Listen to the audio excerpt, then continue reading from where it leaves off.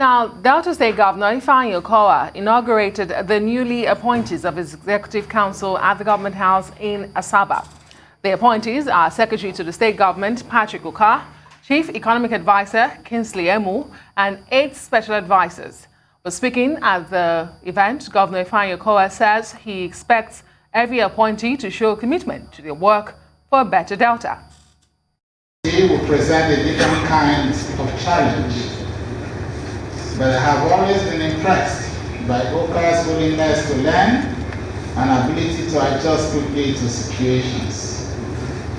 It is therefore my expectation that he will justify the confidence reposed on him with this appointment.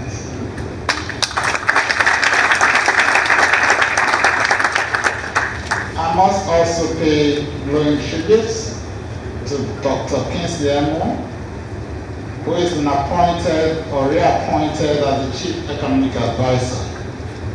He's been the big brain behind our policies, and I'll continue to cherish his advice. And I hope that in these last 2 years, he will continue to put in his best to ensure that we'll truly finish strong. Governor Ifeanyi Okowa of Delta State, South Nigeria, speaking there. Well, for the latest development in the state, we now cross live to Asaba, the Delta State capital, where Kingsley, the Chief Economic Advisor to the Delta State government, joins us. Thank you so much for joining us, and I think congratulations are in order as you're one of the new appointees. Thank you. Well, it's been 6 years of the Okowa administration, and I think a good place to leave it is events that have just happened in the last 24 hours or so. There's been yet another attack on the police formation in the state, although security operatives were able to repel, no life was lost there. And we all know unemployment is one of the bane of insecurity. Although the latest data from the MBS shows that your state has seen some improvement from the last data released on unemployment, what is Delta State doing to create more jobs?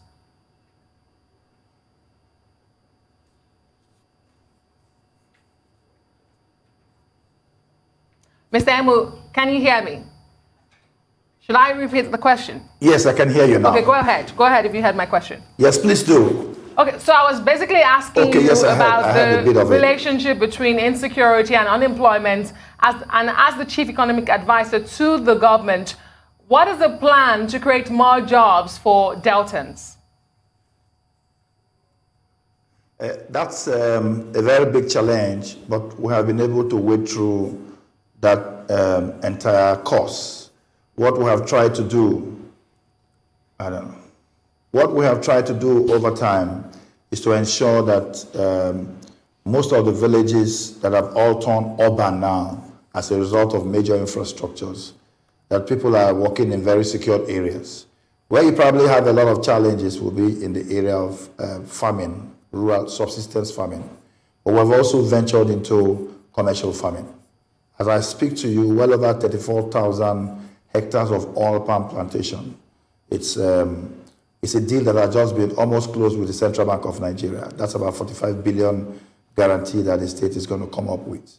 And that means that well over 212 beneficiaries who are direct participants on that program will be there. And the spin-off effect is well over 27,000 in terms of job creation. Most of our stepreneurs and yagapreneurs, which are coinages for describing youths in technical and vocational education and then in agriculture, they have done pretty well and are expanding. They're all working in rural areas that have turned urban, like I said, and we're creating more of those.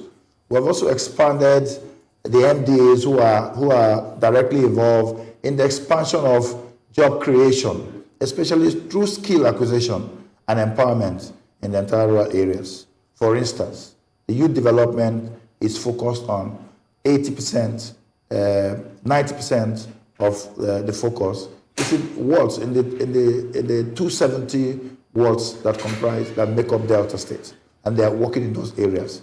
The commissioner, the Ministry of Women Affairs, is also fully addressing the women in the rural areas to be able to get to the desired effect. So we are addressing that from all fronts, and then we are very sure that over time we shall overcome. We're also moving into commercial agriculture.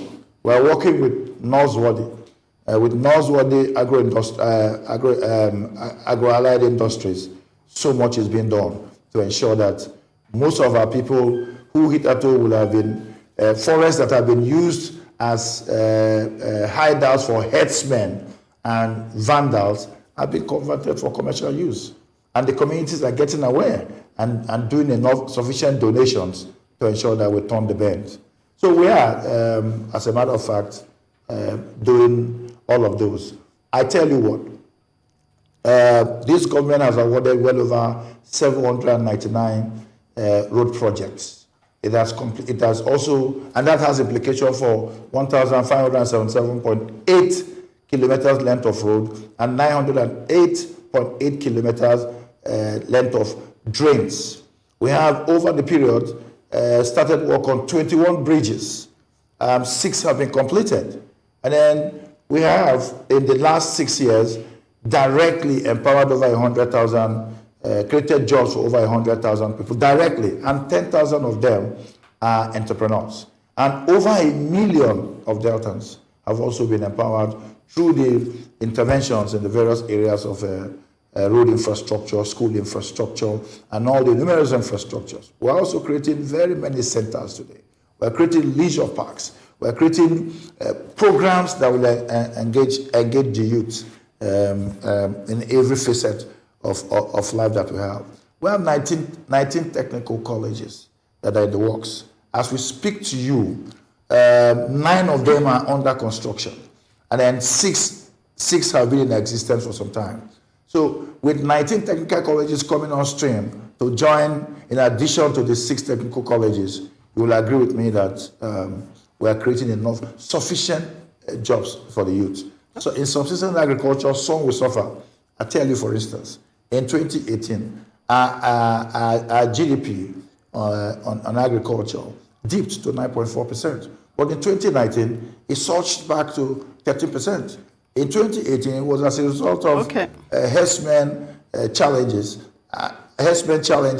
and also the perennial floods. Mr. Kingsley, it's good to hear you mentioning an array of opportunities. You've clearly diversified, because I was thinking you'd focus on the oil. But as the chief economic advisor, and it's no secret that you inherited an economy that was, you say, hamstrung by issues of transparency and embezzlement.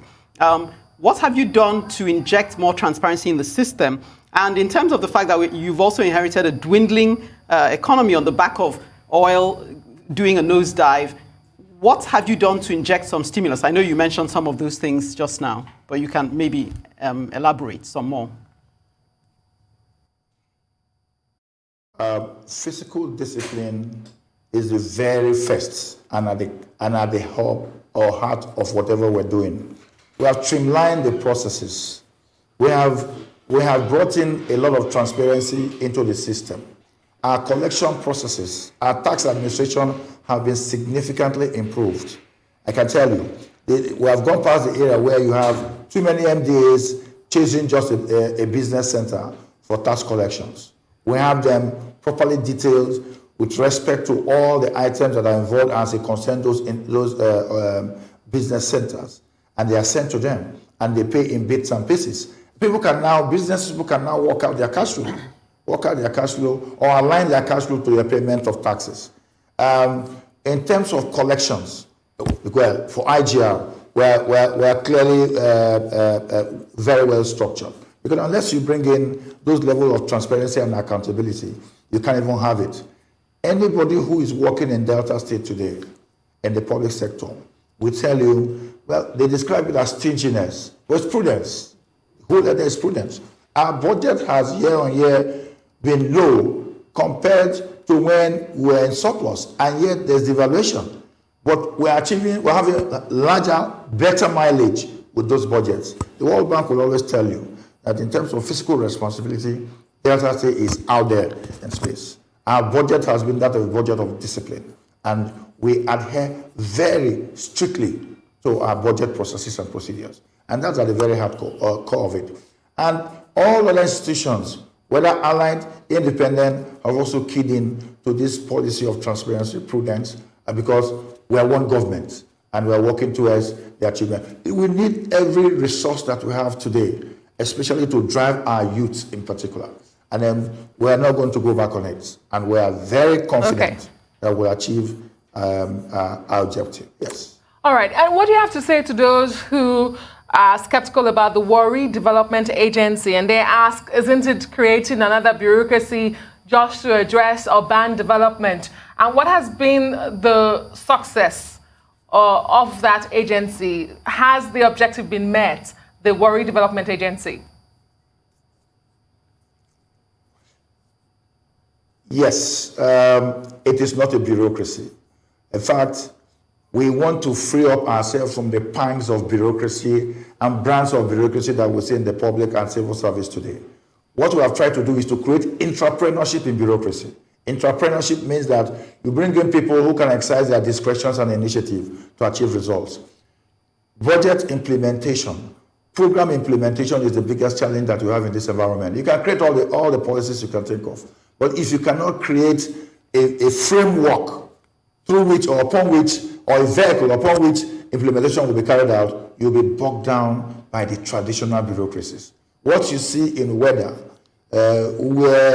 Development Agency, it's something we have done in Delta State Capital Territory Development Agency. It's a replica of what we're doing. And as I can tell you, if you are left it to Ministry of Works or for them to implement, you will still have the critical bureaucracy that has bogged us down over the period. This time we have very responsible agency focusing on the critical areas, specific areas. They are not taking over the entire job of Ministry of Works. We're looking at the storm drainage, be able to enforce policies, laws. People who have violated town planning regulations, building on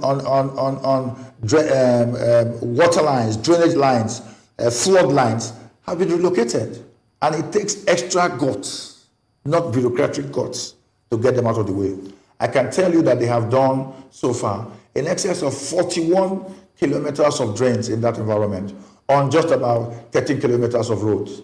And that is just within the Worry environment for the short period that they have started. And I can tell you that they will do many more, especially as we get closer to the dry season. Okay. Well, because that is when we truly do quite a bit. Kingsley Emu, Chief Economic Advisor, thank you for giving us the update on the situation in Delta State.